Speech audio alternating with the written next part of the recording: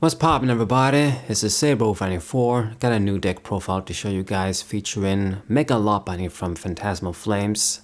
So this card is a Mega Evolution Mega Form, 330 HP, Stage 1. In a way, this Pokemon is like a worse Mega Camerupt. At least the way I had built Mega Camerupt was all about switching around. Volcanion gives you the burn and then you can do heavy damage for just one energy, and you get burn damage too. So this is going to be less damage because you just do the extra 170 plus 60, so it's 230. No burn, no nothing else. But what I do like about Mega Lopunny EX, one of the edges it has over Camerupt, is the Spiky Hopper. So with this attack, we just attach one more besides our first attachment, so just two energies, very easy. And then you can do 160 and you hit through effects. So with this Pokemon, it means you don't got to worry about EX walls and other effects that are going to annoy you. Other tricks, it's just, you don't got to worry about them. Your opponent buffing up, blocking damage and shit, you don't got to worry about that. Which is nice. It means that I don't have to burn extra spots for stage ones like the Sandy Scorch Mega Camerupt, just in that off chance. So we're just doing a straight up Mega Lopunny EX deck. We don't need any other attackers, but we do actually have a few of them anyway. This Linoone can attack for 1 for 70. Maybe that'll come up in a strange situation, but Mega Lopunny is going to be the main attacker for the most part. So a 4-4 line, then a 3-2 line of Linoone. They made this card to work with Lopunny, all these sort of low stat normal Pokemon from the video games.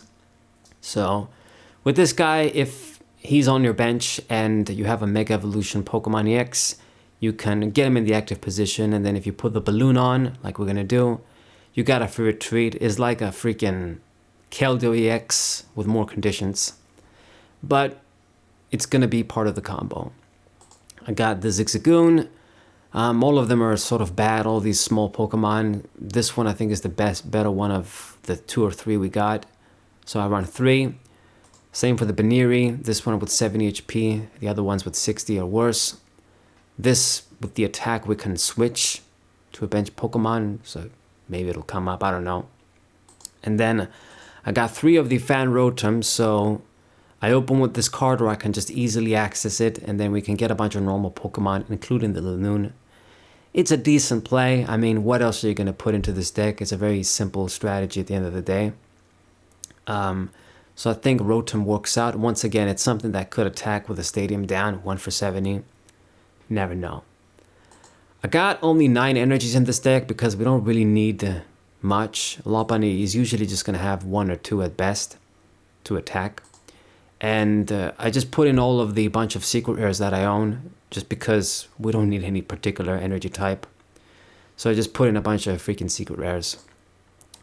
Even though they don't look that good. The Sun and the Moon ones, I like them better than the even newer ones from Sword and Shield and Scarlet and Violet, but they just pale in comparison to the Call of Legends ones, to the ones from the Gen 3 era. The EX Power Keepers ones are my favorites, and the ones from EX Emerald, the sort of Matrix energies as they call them.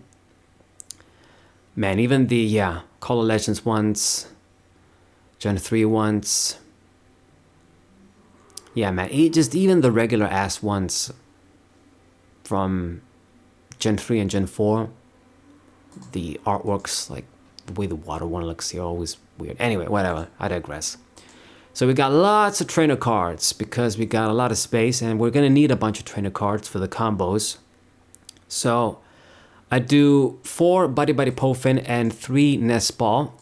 What we want to do with this is get the Fan Rotom when we play first, and then we can just get additional searchers.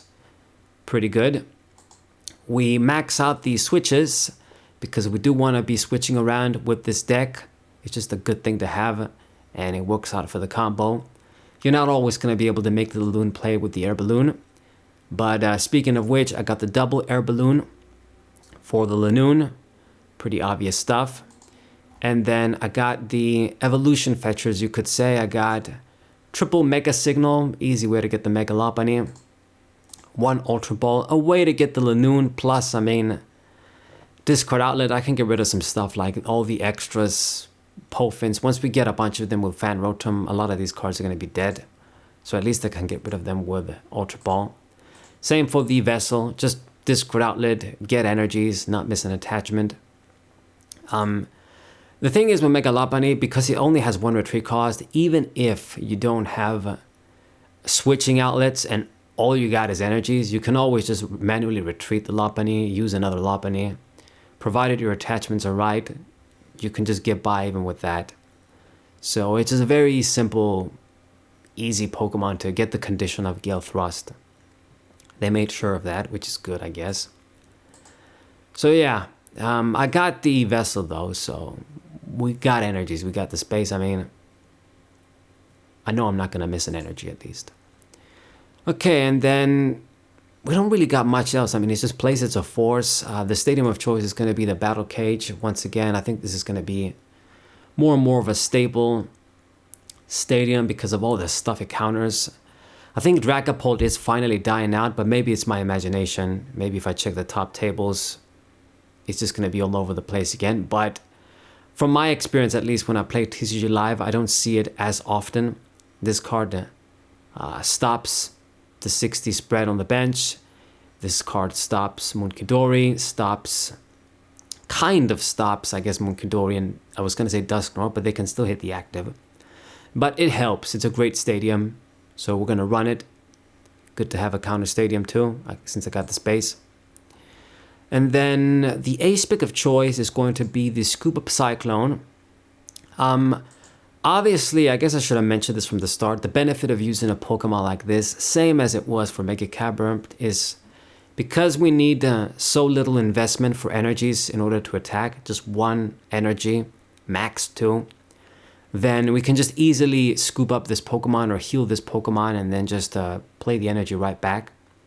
So you can do the whatever evil dude, I forgot his freaking name, or I think he's the Scarlet Professor, actually. I confused him with the Sword and Shield dude.